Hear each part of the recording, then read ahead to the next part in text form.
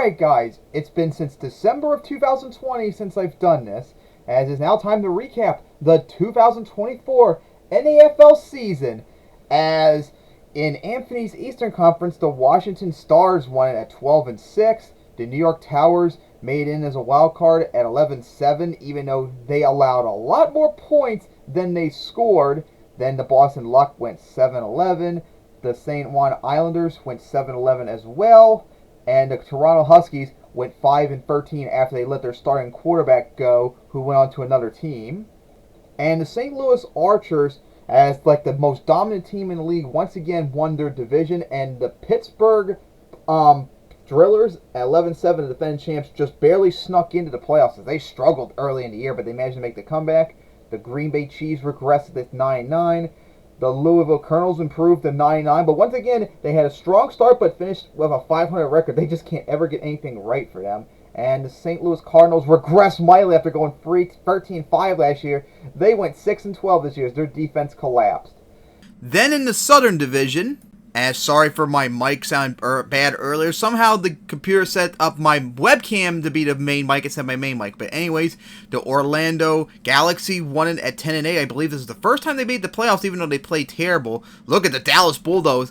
They won the division last year, and they went 10-8 this year and played terrible. The Miami Orangemen played really good, but went 10-8 once again, as the New Orleans Jesters improved to 7-11, and the Mexico City Aztecs really fell off a cliff as the worst team in the league at 2-16.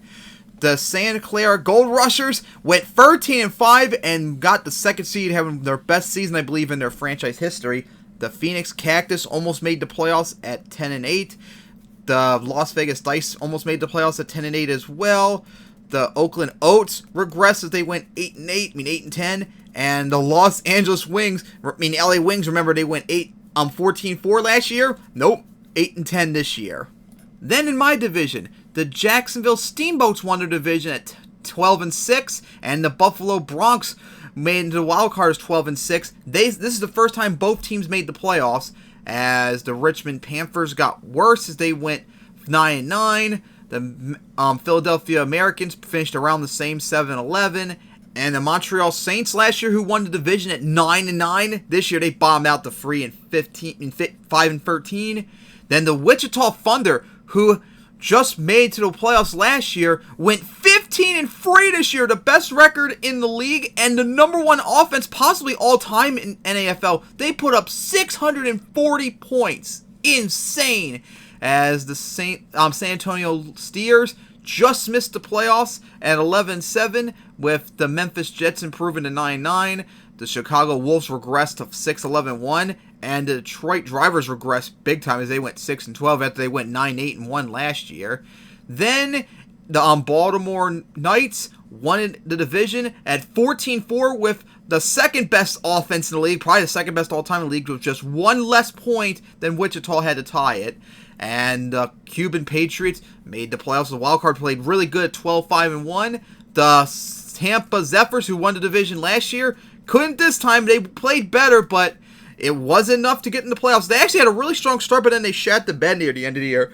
The Birmingham Blazers regressed as they went 6-12, and the Atlanta Roses continued to regress as they went 5-13. And Vancouver Storm, who made it to the championship last year, this year improved to 12-6, but only made it as a wild card. And then the San Diego Marines went 10-8, missed the playoffs. The El Paso Texans regressed to 8-10.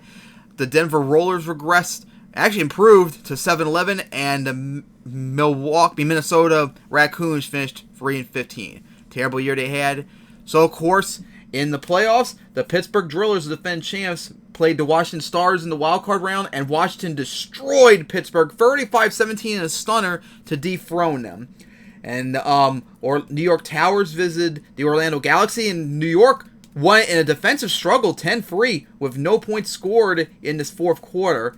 Then in my wild card, the Buffalo Bronx visited their division rival Jacksonville Steamboats, and Jacksonville would pull off a comeback to win it 38-35 in a thriller in their first playoff game. And then the Cuban Patriots visited the Vancouver Storm, and the Storm also had to pull off a comeback too, 34-31 over Cuban.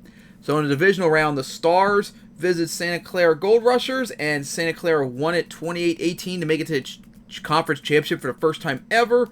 Then New York Towers visited the St. Louis Archers, and St. Louis dominated them 27-14. Then Jacksonville visited Baltimore, and oh my goodness, Baltimore won it by a score of 63-13. Oh my god, that is insane. As they made it to the championship for the second year in a row. And then the Vancouver Storm visited the Wichita Thunder, I mean to say, because I'm an idiot. And, oh my god, as the best team in the league, Wichita had to pull off a giant comeback. They were down 27-7 going into halftime almost. And then they had to pull off a touchdown with like 1 minute remaining to win it 31-30. Oh my god, that was close as they hosted the conference championship and made it back after several years away.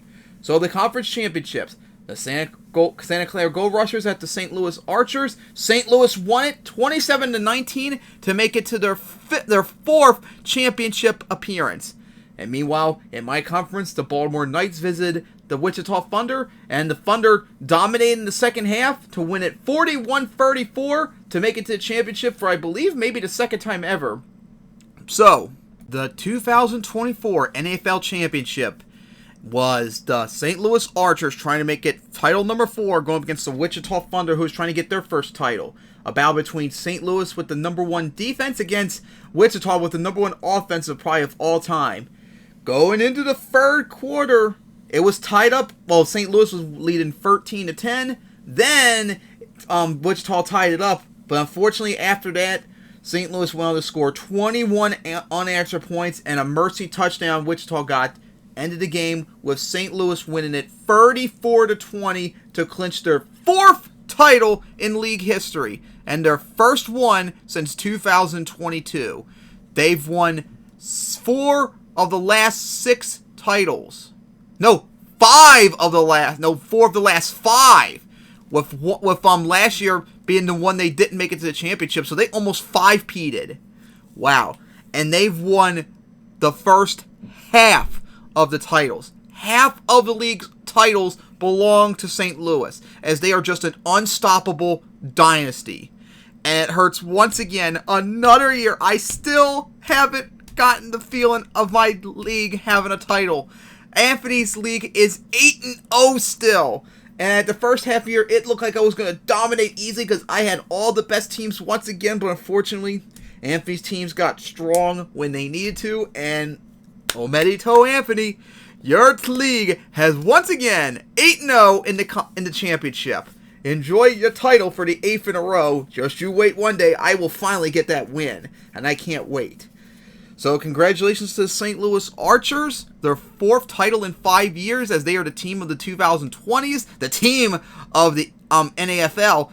They are the only ones with multiple titles. They have a free title league over everyone else with a title. So we'll see what happens in 2025. Maybe I'll finally get it. Maybe St. Louis will get a 5th title, or maybe someone else will finally get another one. So see you guys then.